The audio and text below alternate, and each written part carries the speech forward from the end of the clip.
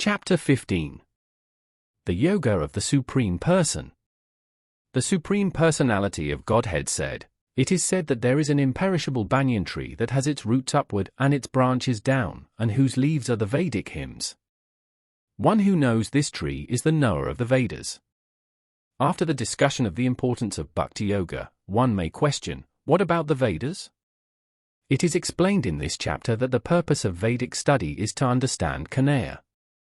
Therefore, one who is in Kanaya consciousness, who is engaged in devotional service, already knows the Vedas. The entanglement of this material world is compared here to a banyan tree. For one who is engaged in fruitive activities, there is no end to the banyan tree.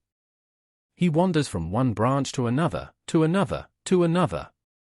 The tree of this material world has no end, and for one who is attached to this tree, there is no possibility of liberation. The Vedic hymns, meant for elevating oneself, are called the leaves of this tree. This tree's roots grow upward because they begin from where Brahma is located, the topmost planet of this universe. If one can understand this indestructible tree of illusion, then one can get out. This process of extrication should be understood. In the previous chapters, it has been explained that there are many processes by which to get out of the material entanglement. And, up to the 13th chapter, we have seen that devotional service to the Supreme Lord is the best way. Now, the basic principle of devotional service is detachment from material activities, and attachment to the transcendental service of the Lord. The process of breaking attachment to the material world is discussed in the beginning of this chapter. The root of this material existence grows upward. This means that it begins from the total material substance, from the topmost planet of the universe. From there, the whole universe is expanded, with so many branches, representing the various planetary systems. The fruits represent the results of the living entity's activities, namely, religion, economic development, sense gratification, and liberation. Now, there is no ready experience in this world of a tree situated with its branches down and its roots upward, but there is such a thing. That tree can be found beside a reservoir of water. We can see that the trees on the bank reflect upon the water with their branches down and roots up. In other words, the tree of this material world is only a reflection of the real tree of the spiritual world. This reflection of the spiritual world is situated on desire, just as a tree's reflection is situated on water. Desire is the cause of things being situated in this reflected material light. One who wants to get out of this material existence must know this tree thoroughly through analytical study. Then he can cut off his relationship with it. This tree, being the reflection of the real tree, is an exact replica. Everything is there in the spiritual world. The impersonalists take Brahman to be the root of this material tree, and from the root, according to Sakya philosophy, come Prakriti, Purun, then the 3 Giyas, then the 5 gross elements, Paikamohabhata, then the 10 senses, Descendriya, mind, etc. In this way they divide up the whole material world into 24 elements. If Brahman is the center of all manifestations, then this material world is a manifestation of the center by 180 degrees, and the other 180 degrees constitute the spiritual world. The material world is the perverted reflection, so the spiritual world must have the same variegatedness, but in reality. The Prakriti is the external energy of the Supreme Lord, and the Puruna is the Supreme Lord himself, and that is explained in Bhagvat Gita.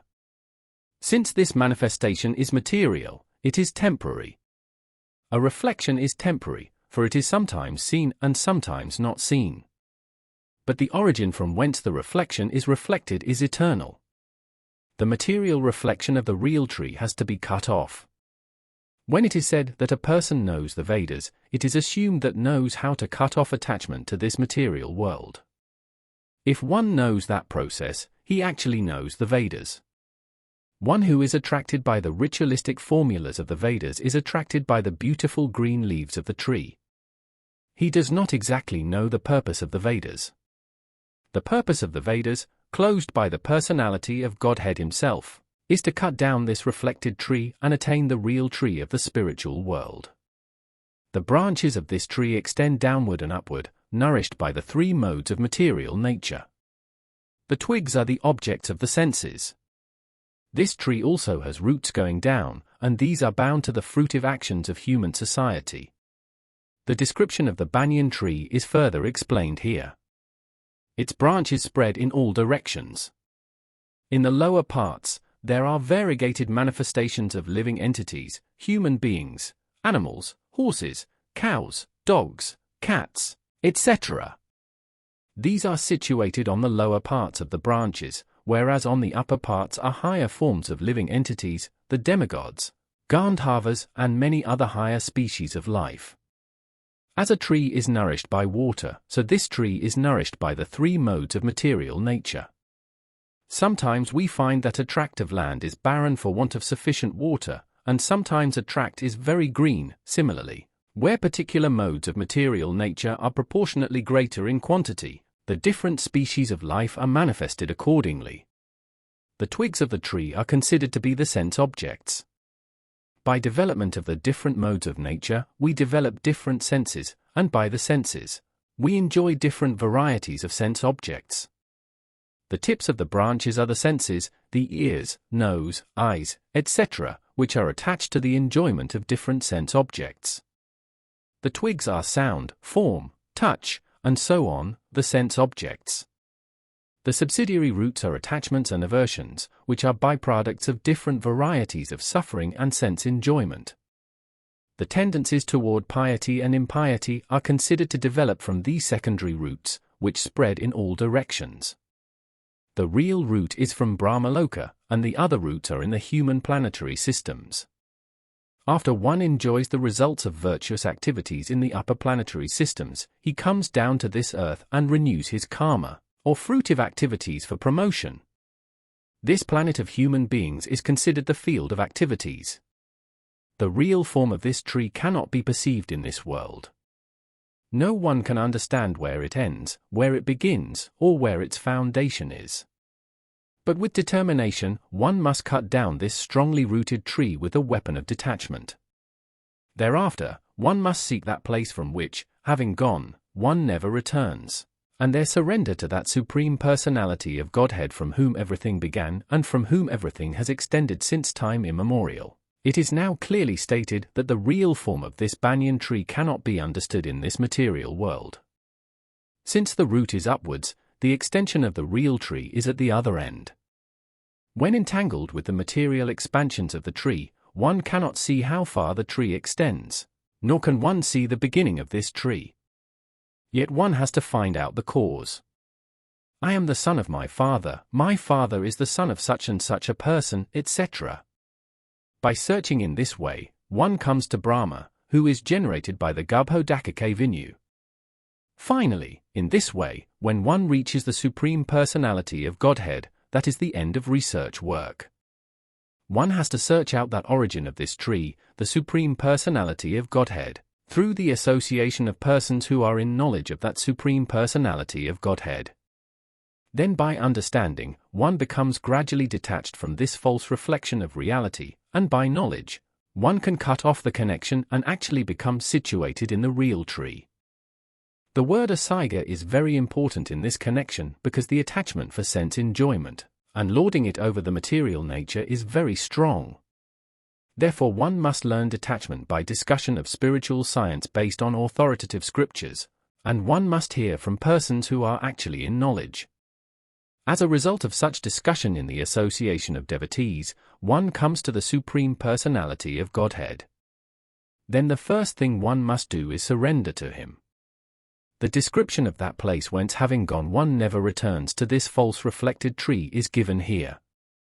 The Supreme Personality of Godhead, Kanaya, is the original root from whom everything has emanated.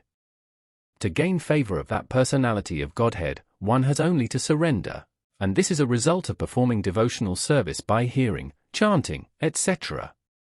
He is the cause of the extension of the material world. This has already been explained by the Lord himself. Aha Sarvasya Prabhavau, I am the origin of everything. Therefore to get out of the entanglement of this strong banyan tree of material life, one must surrender to Kanaya. As soon as one surrenders unto Kanaya, one becomes detached automatically from this material extension.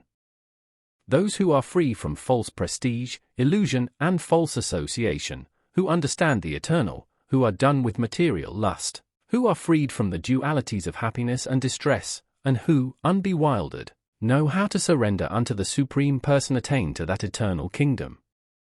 The surrendering process is described here very nicely. The first qualification is that one should not be deluded by pride.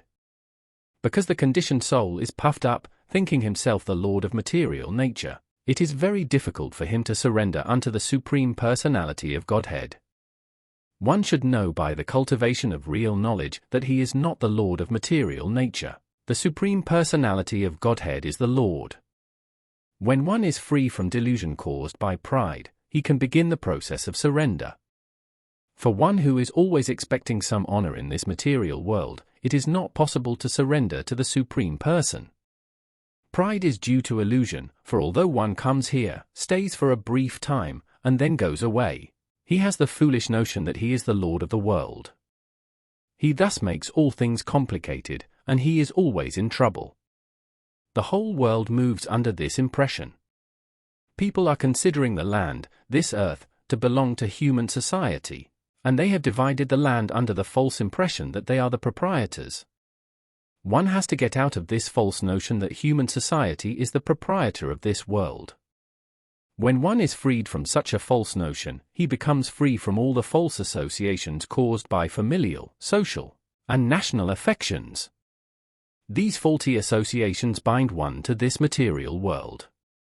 After this stage, one has to develop spiritual knowledge. One has to cultivate knowledge of what is actually his own and what is actually not his own. And when one has an understanding of things as they are, he becomes free from all dual conceptions such as happiness and distress, pleasure and pain. He becomes full in knowledge, then it is possible for him to surrender to the Supreme Personality of Godhead. That supreme abode of mine is not illumined by the sun or moon, nor by fire or electricity. Those who reach it never return to this material world. The spiritual world, the abode of the Supreme Personality of Godhead, Kanaya, which is known as Kanaya Loka, Goloka Vandavana, is described here. In the spiritual sky, there is no need for sunshine, moonshine, fire, or electricity because all the planets are self-luminous. We have only one planet in this universe, the Sun, which is self-luminous, but all the planets in the spiritual sky are self-luminous. The shining effulgence of all those planets, called Vaikuehas, constitutes the shining sky known as the Brahma Jyoti. Actually, the effulgence is emanating from the planet of Kanaya, Goloka Vandavana.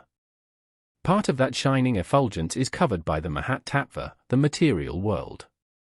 Other than this, the major portion of that shining sky is full of spiritual planets, which are called Vaikuehas, chief of which is Goloka Vandavana. As long as a living entity is in this dark material world, he is in conditional life, but as soon as he reaches the spiritual sky by cutting through the false, perverted tree of this material world, he becomes liberated. Then there is no chance of his coming back here. In his conditional life, the living entity considers himself to be the lord of this material world, but in his liberated state, he enters into the spiritual kingdom and becomes an associate of the Supreme Lord. There he enjoys eternal bliss, eternal life, and full knowledge. One should be captivated by this information. He should desire to transfer himself to that eternal world and extricate himself from this false reflection of reality. For one who is too much attached to this material world, it is very difficult to cut that attachment, but if he takes to Kanaya consciousness, there is a chance of gradually becoming detached. One has to associate himself with devotees, those who are in Kanaya consciousness. One should search out a society dedicated to Kanaya consciousness and learn how to discharge devotional service. In this way, he can cut off his attachment to the material world. One cannot become detached from the attraction of the material world simply by dressing himself in saffron cloth. He must become attached to the devotional service of the Lord. Therefore, one should take it very seriously that devotional service, as described in the 12th chapter, is the only way to get out of this false representation of the real tree. In Chapter 14, contamination of all kinds of processes by material nature is described. Only devotional service is described as purely transcendental. The living entities in this conditioned world are my eternal fragmental parts. Due to conditioned life, they are struggling very hard with the six senses, which include the mind. In this verse, the identity of the living being is clearly given. The living entity is the fragmental part and parcel of the Supreme Lord, eternally. It is not that he assumes individuality in his conditional life and in his liberated state becomes one with the Supreme Lord. He is eternally fragmented. It is clearly said, Sanata now. According to the Vedic version, the Supreme Lord manifests and expands himself in innumerable expansions, of which the primary expansions are called Vinyu-tattva and the secondary expansions are called the living entities. In other words, the Vinyu-tattva is the personal expansion, and the living entities are the separated expansions. By his personal expansion, he is manifested in various forms like Lord Rama, Nasyahadeva, Vinumurti, and all the predominating deities in the Vaikuveha planets. The separated expansions, the living entities, are eternally servitors. The personal expansions of the Supreme Personality of Godhead, the individual identities of the Godhead, are always present. Similarly, the separated expansions of living entities have their identities. As fragmental parts and parcels of the Supreme Lord, the living entities also have fragmental portions of his qualities, of which independence is one. Every living entity, as an individual soul, has his personal individuality and a minute form of independence. By misuse of that independence one becomes a conditioned soul, and by proper use of independence he is always liberated. In either case, he is qualitatively eternal, as the Supreme Lord is. In his liberated state he is freed from this material condition, and he is under the engagement of transcendental service unto the Lord. In his conditioned life he is dominated by the material modes of nature, and he forgets the transcendental loving service of the Lord. As a result, he has to struggle very hard to maintain his existence in the material world. The living entities, not only human beings and the cats and dogs, but even the greater controllers of the material world, Brahma, Lord Siva and even Vinu, are all parts and parcels of the Supreme Lord. They are all eternal, not temporary manifestations. The word karnati, struggling or grappling hard, is very significant. The conditioned soul is bound up, as though shackled by iron chains. He is bound up by the false ego, and the mind is the chief agent which is driving him in this material existence. When the mind is in the mode of goodness, his activities are good. When the mind is in the mode of passion, his activities are troublesome. And when the mind is in the mode of ignorance, he travels in the lower species of life. It is clear, however, in this verse, that the conditioned soul is covered by the material body with the mind and the senses, and when he is liberated this material covering perishes, but his spiritual body manifests itself in its individual capacity. The following information is there in the Madhyandinayana Krutai. Savya ena brahmaninoha idar karara martyam atisaja brahma bisampajya brahmya pasyati brahmya kyoti, brahmi vida sarvamanubhavati. It is stated here that when a living entity gives up this material embodiment and enters into the spiritual world, he revives his spiritual body, and in his spiritual body he can see the Supreme Personality of Godhead face to face. He can hear and speak to him face to face, and he can understand the Supreme Personality as he is. From it is understood, Vasanti Yatra Puran or Sarvaikuveha Murtyo. In the spiritual planets everyone lives in bodies featured like the Supreme Personality of Godheads. As far as bodily construction is concerned, there is no difference between the part and parcel living entities and the expansions of Vinumurti. In other words, at liberation the living entity gets a spiritual body by the grace of the Supreme Personality of Godhead. The words Mamivakor, fragmental parts and parcels of the Supreme Lord, are also very significant. The fragmental portion of the Supreme Lord is not like some material broken part. We have already understood in the second chapter that the spirit cannot be cut into pieces. This fragment is not materially conceived. It is not like matter, which can be cut into pieces and joined together again. That conception is not applicable here, because the Sanskrit word sanatana, eternal, is used. The fragmental portion is eternal. It is also stated in the beginning of the second chapter that in each and every individual body the fragmental portion of the Supreme Lord is present, Dehino Smin Yatha Dehi. That fragmental portion, when liberated from the bodily entanglement, revives its original spiritual body in the spiritual sky in a spiritual planet and enjoys association with the Supreme Lord. It is, however, understood here that the living entity, being the fragmental part and parcel of the Supreme Lord, is qualitatively one with the Lord, just as the parts and parcels of gold are also gold. The living entity in the material world carries his different conceptions of life from one body to another as the air carries aromas. Thus he takes one kind of body and again quits it to take another. Here the living entity is described as Ikvara, the controller of his own body. If he likes, he can change his body to a higher grade, and if he likes he can move to a lower class. Minute independence is there.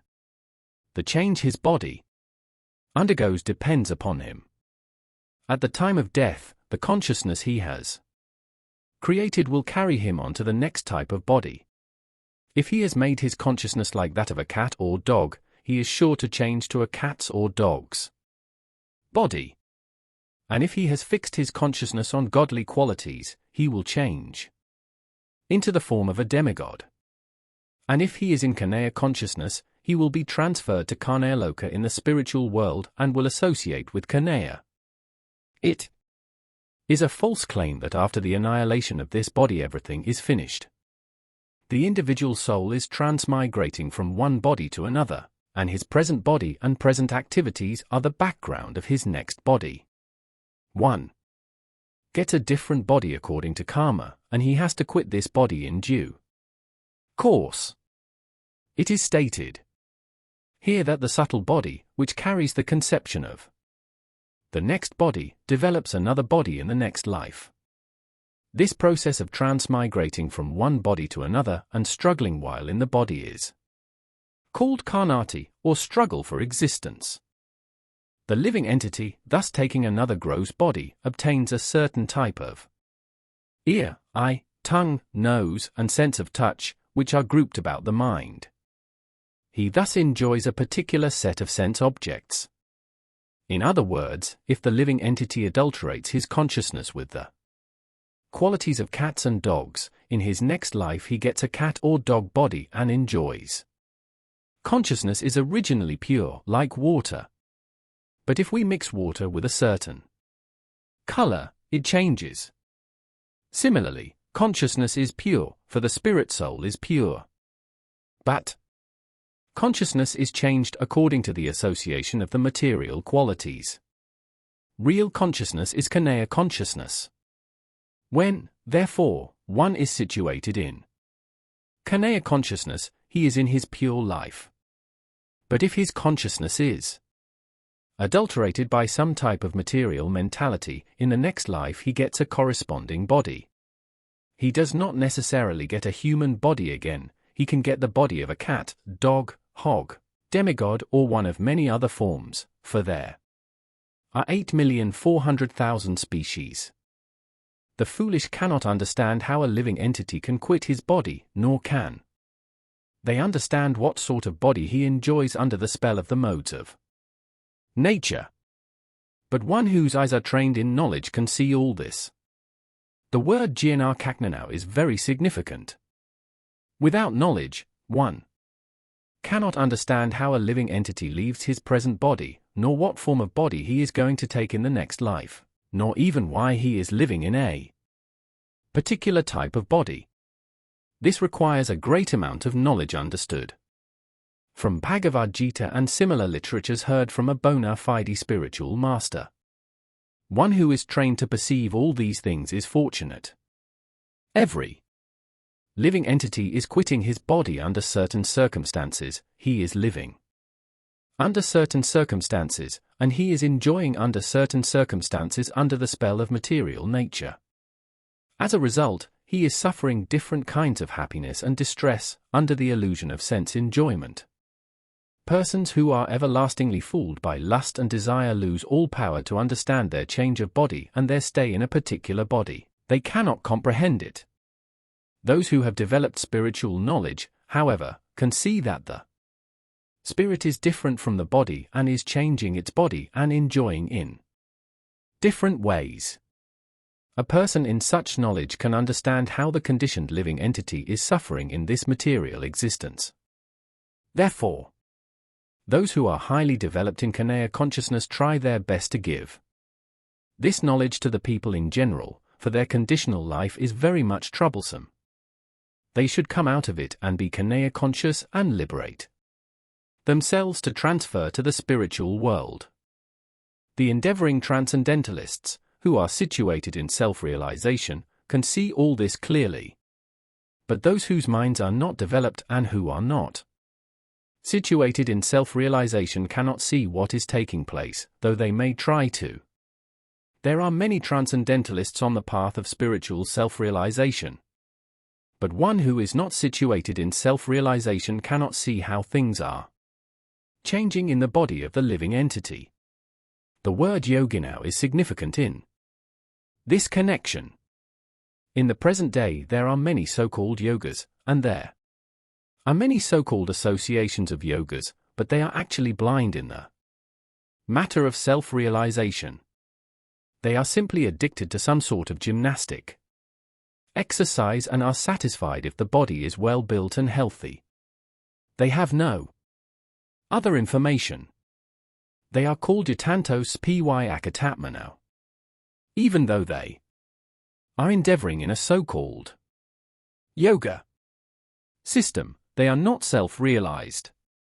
Such people cannot understand the process of the transmigration of the soul. Only those who are actually in the yoga system and have realized the self, the world, and the Supreme Lord, in other words, the Bhakti Yogas, those engaged in pure devotional service in Kanaya consciousness, can understand how things are taking place. The splendor of the sun, which dissipates the darkness of this whole world, comes from me. And the splendor of the moon and the splendor of fire are also from me. The unintelligent cannot understand how things are taking place. But one can begin to be established in knowledge by understanding what the Lord explains here. Everyone sees the sun, moon, fire, and electricity. One should simply try to understand that the splendor of the sun, the splendor of the moon, and the splendor of electricity or fire are coming from the Supreme Personality of Godhead. In such a conception of life, the beginning of Kanaya consciousness, lies a great deal of advancement for the conditioned soul in this material world. The living entities are essentially the parts and parcels of the Supreme Lord, and He is giving herewith the hint how they can come back to Godhead, back to home. From this verse, we can understand that the sun is illuminating the whole solar system. There are different universes and solar systems, and there are different suns, moons, and planets also, but in each universe there is only one sun. As stated in Bhagvat, Gita 10.21. The moon is one of the stars. Naknatriyam aha case. Sunlight is due to the spiritual effulgence in the spiritual sky of the Supreme Lord. With the rise of the sun, the activities of human beings are set up. They set fire to prepare their foodstuff, they set fire to start the factories, etc. So many things are done with the help of fire. Therefore sunrise, fire, and moonlight are so pleasing to the living entities. Without their help no living entity can live. So if one can understand that the light and splendor of the sun, moon, and fire are emanating from the Supreme Personality of Godhead, Kanaya, then one's Kanaya consciousness will begin. By the moonshine, all the vegetables are nourished. The moonshine is so pleasing that people can easily understand that they are living by the mercy of the Supreme Personality of Godhead, Kanaya. Without his mercy there cannot be sun, without his mercy there cannot be moon, and without his mercy there cannot be fire, and without the help of sun, moon, and fire, no one can live. These are some thoughts to provoke Kanaya consciousness in the conditioned soul. I enter into each planet, and by my energy they stay in orbit. I become the moon and thereby supply the juice of life to all vegetables. It is understood that all the planets are floating in the air only by the energy of the Lord. The Lord enters into every atom, every planet, and every living being. That is discussed in the Brahma Samhita. It is said there that one plenary portion of the Supreme Personality of Godhead, Paramatma, enters into the planets, the universe, the living entity, and even into the atom. So due to his entrance, everything is appropriately manifested. When the spirit soul is there, a living man can float on the water, but when the living spark is out of the body and the body is dead, the body sinks. Of course, when it is decomposed it floats just like straw and other things, but as soon as the man is dead, he at once sinks in the water. Similarly, all these planets are floating in space, and this is due to the entrance of the supreme energy of the Supreme Personality of Godhead. His energy is sustaining each planet, just like a handful of dust. If someone holds a handful of dust, there is no possibility of the dust's falling, but if one throws it in the air it will fall down. Similarly, these planets, which are floating in the air, are actually held in the fist of the universal form of the Supreme Lord. By his strength and energy, all moving and non-moving things stay in their place. It is said in the Vedic hymns that because of the Supreme Personality of Godhead the sun is shining and the planets are steadily moving. Were it not for him, all the planets would scatter like dust in air and perish. Similarly, it is due to th. mankind could not survive. The word Rasatmaka is very significant.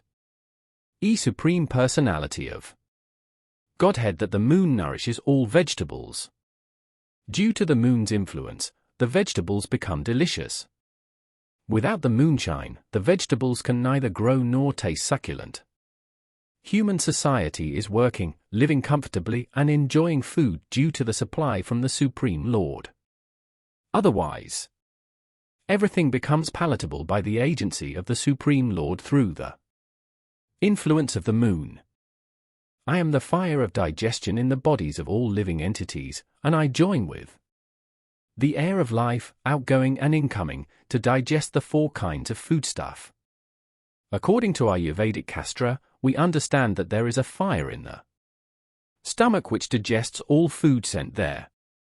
When the fire is not blazing there is no hunger, and when the fire is in order we become hungry. Sometimes when the fire is not going nicely, treatment is required. In any case, this fire is representative of the Supreme Personality of Godhead. Vedic Mantras. Bahadarayaka Upaninad 5.9.1 also confirm that the Supreme Lord or Brahmin is situated in the form of fire within the stomach and is digesting all kinds of foodstuff. I am Agnya Vaikvanaro Yo Yam Antor Purun Yenidamana. Pasiate. Therefore, since he is helping the digestion of all kinds of foodstuff, the living entity is not independent in the eating process. Unless the Supreme Lord helps him in digesting, there is no possibility of eating. He thus produces and digests foodstuff, and by his grace we are enjoying life. In the Vedanta Sutra, the 1st of February, 27, this is also confirmed. Kabdadibyo tuntor pratino hanaxia. The Lord is situated within sound and within the body, within the air and even within the stomach as the digestive force. There are 4 kinds of foodstuff, some are swallowed, some are chewed, some are licked up, and some are sucked, and he is the digestive force for all of them. I am seated in everyone's heart, and from me come remembrance, knowledge, and forgetfulness. By all the Vedas, I am to be known. Indeed, I am the compiler of Vedanta, and I am the knower of the Vedas. The Supreme Lord is situated as Paramatma in everyone's heart, and it is from him that all activities are initiated. The living entity forgets everything of his past life, but he has to act according to the direction of the Supreme Lord, who is witness to all his work. Therefore he begins his work according to his past deeds.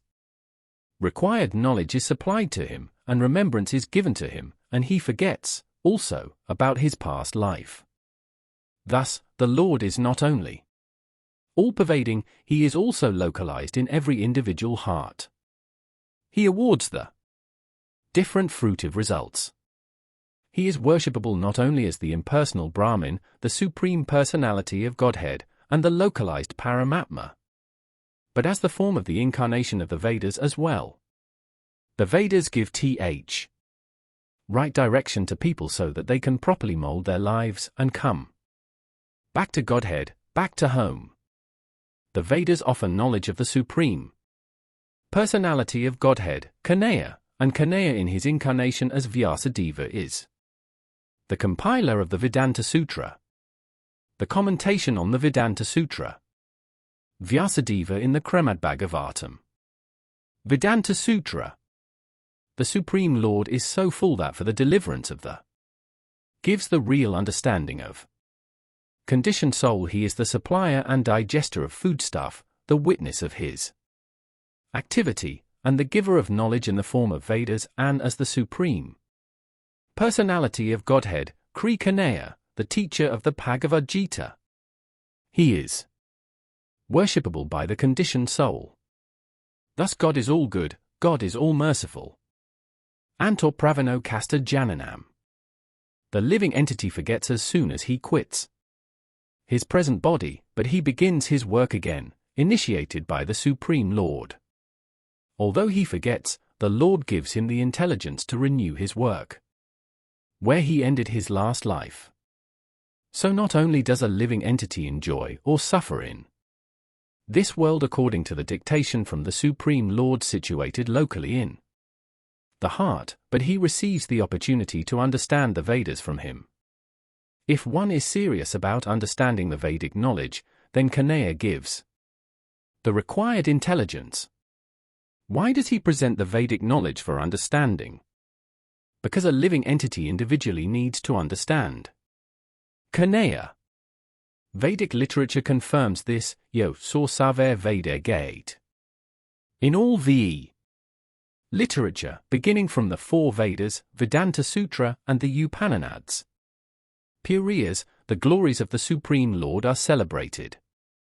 By performance of Vedic rituals, discussion of the Vedic philosophy and worship of the Lord in devotional service, he is attained.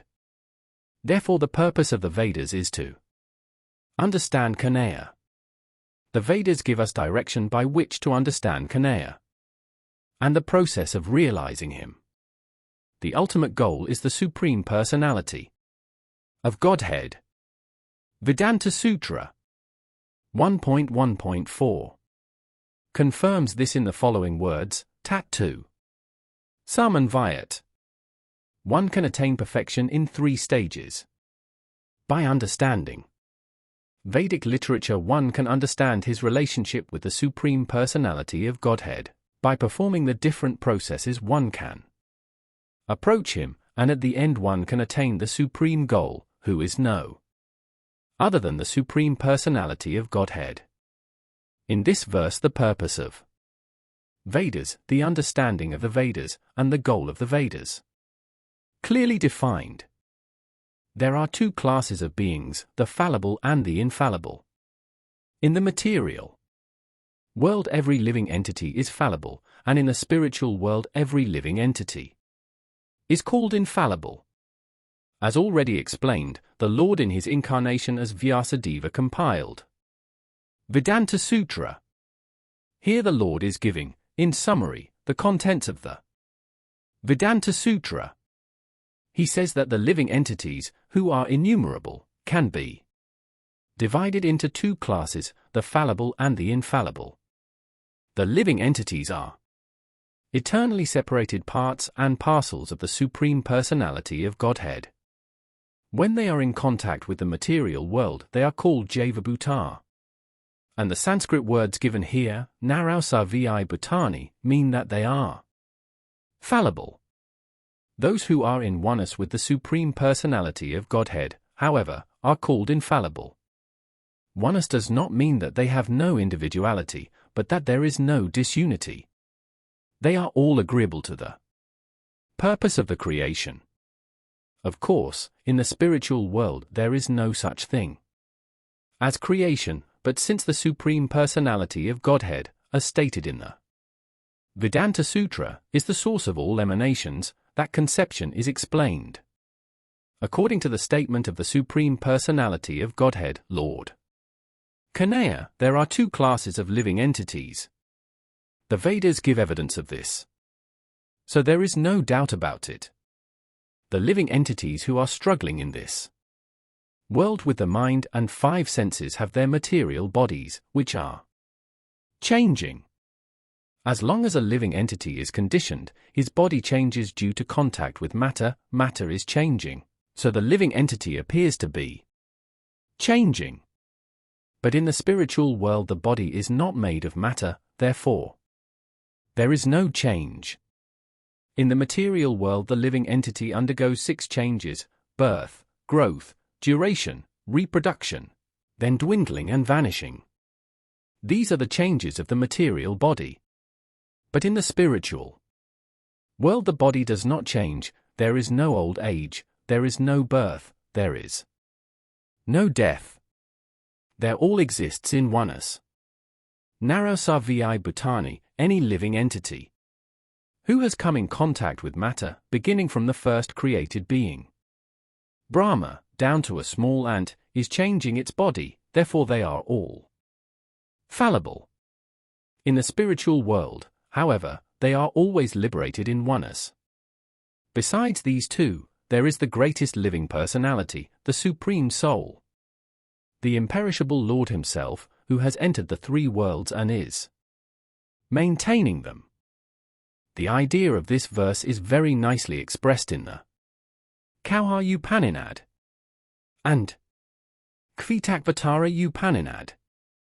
It is clearly stated there that above the innumerable living entities, some of whom are conditioned and some of whom are liberated, there is the Supreme Personality, who is Paramatma.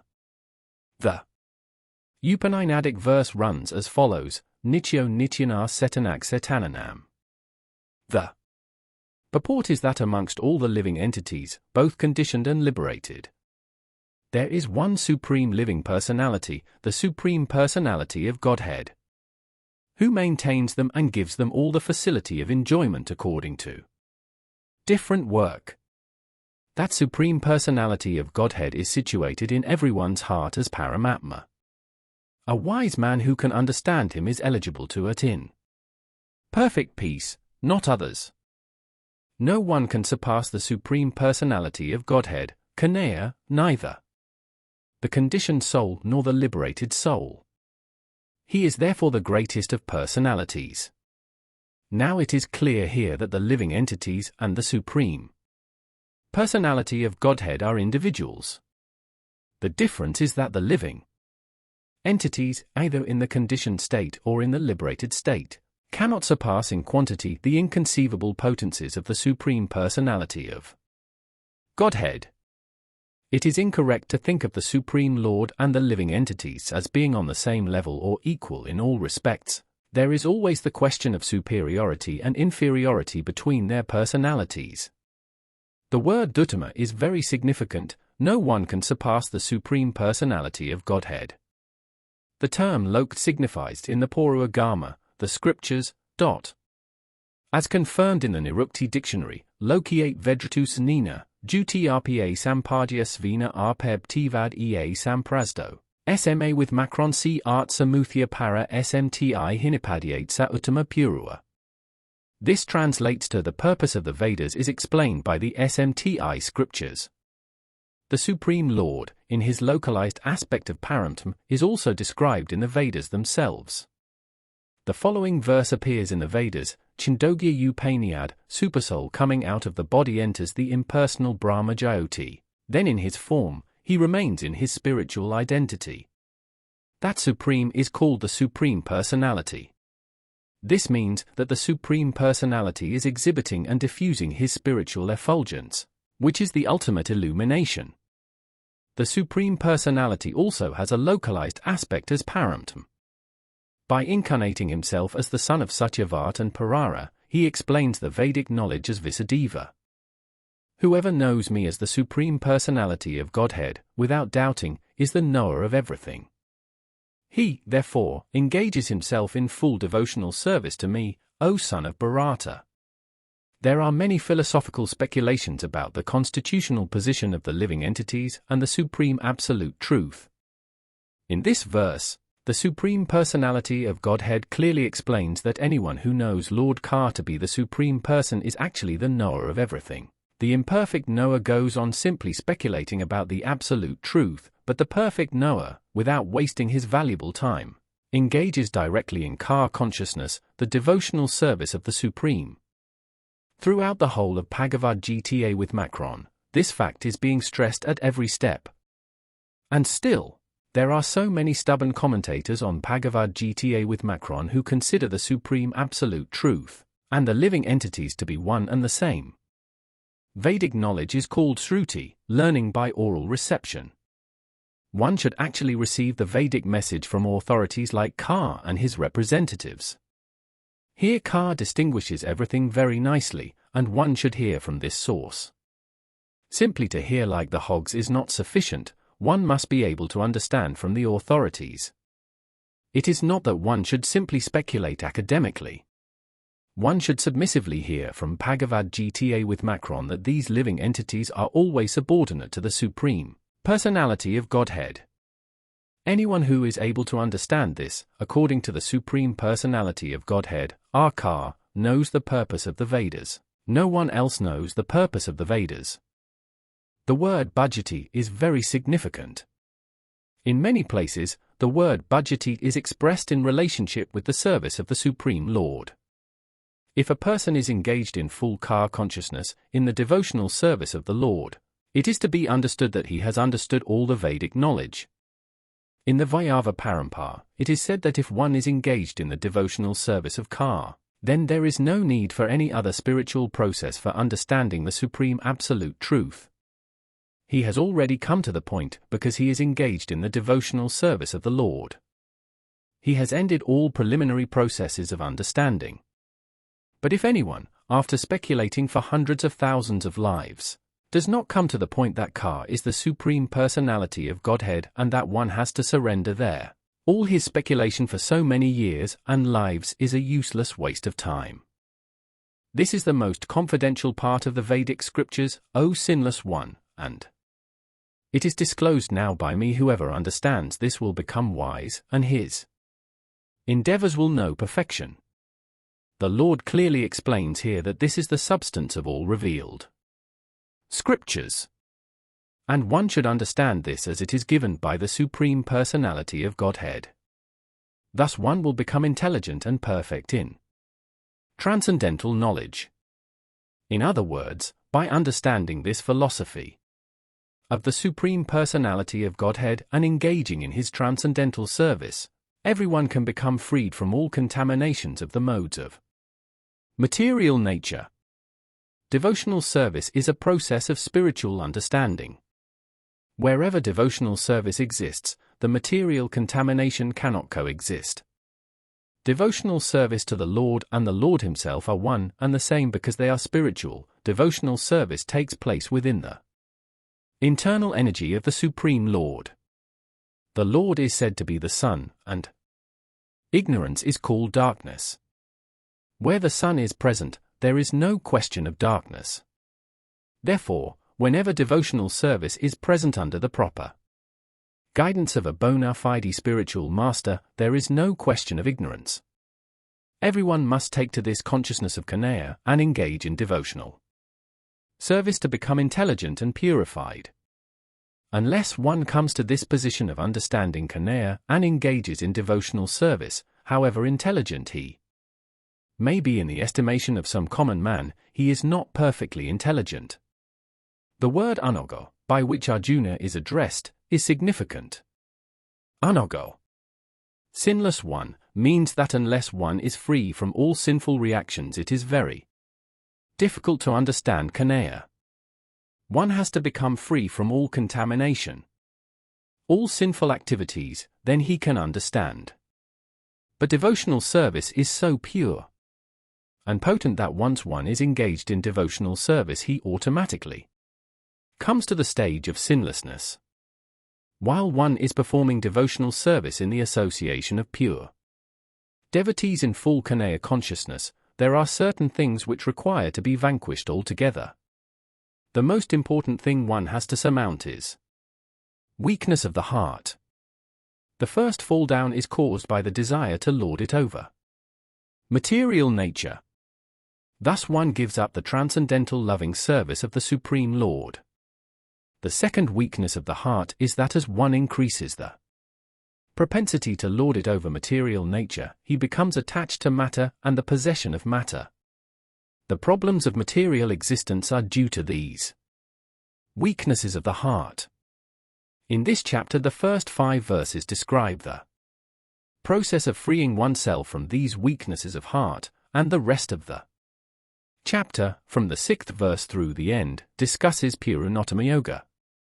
Thus end the Bhaktivedanta purports to the 15th chapter of the Bhagavad Gita in the matter of Puranottama Yoga, the yoga of the Supreme Person.